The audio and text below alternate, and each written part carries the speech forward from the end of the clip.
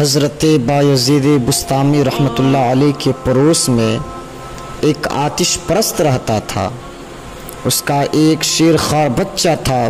بچہ رات کی تاریکی میں روتا رہتا تھا، اس لیے کہ وہ آتش پرست ایک غریب شخص تھا اور چراغ جلانے کے لیے بھی اس کے پاس کچھ نہیں تھا۔ ایک رات بچہ بہت رو رہا تھا تو حضرت بایزید بسطامی رحمۃ اللہ علیہ اٹھے اور اپنا چراغ اس کے گھر آ کر چھوڑ گئے۔ بچہ چپ ہو گیا۔ دوسری رات بھی حضرت بایزید بسطامی رحمۃ اللہ علیہ نے ایسا ہی کیا، اور پھر تیسری رات بھی۔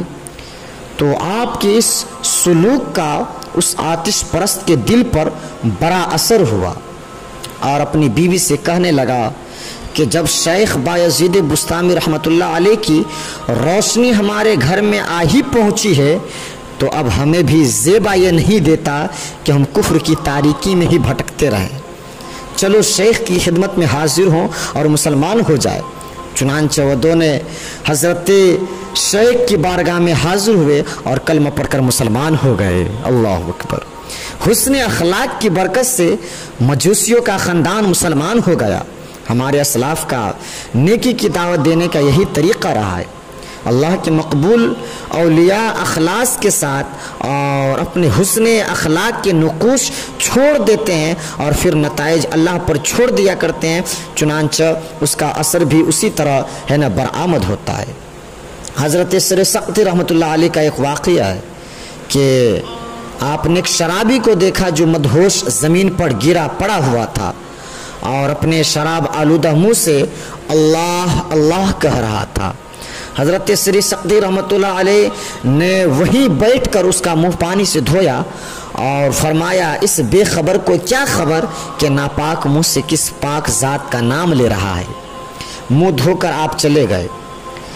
جب شرابی کو ہوش آیا تو لوگوں نے اسے بتایا کہ تمہاری بے ہوشی کے عالم میں حضرت سری سقطی علیہ رحمۃ الرضوان یہاں تشریف لائے تھے اور تمہارا منہ دھو کر چلے گئے۔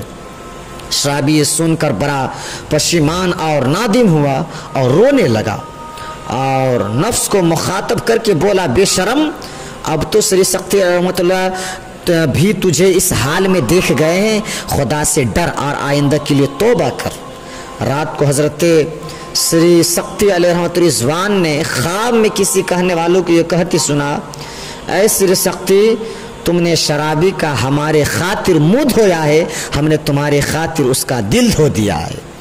حضرت سری سقطی علیہ رحمۃ الرضوان تہجد کے وقت مسجد میں گئے تو اسی شرابی کو تہجد پڑھتے ہوئے پایا۔ سبحان اللہ۔ آپ نے اس سے پوچھا کہ تم میں یہ انقلاب کیسے آ گیا؟ تو وہ بولا کہ حضرت آپ مجھ سے کیوں پوچھتے ہیں جبکہ اللہ نے آپ کو سب کچھ بتا ہی دیا ہے۔ تو اللہ والوں کی یعنی برکت و نسبت سے کایا ہی پلٹ جاتی ہے اور مردود بھی مقبول بارگاہ خدا بن جاتا ہے، اور اللہ والوں کی نظر شفقت جس پر پڑ جاتی ہے اس کا بیڑا ہی پار ہو جاتا ہے۔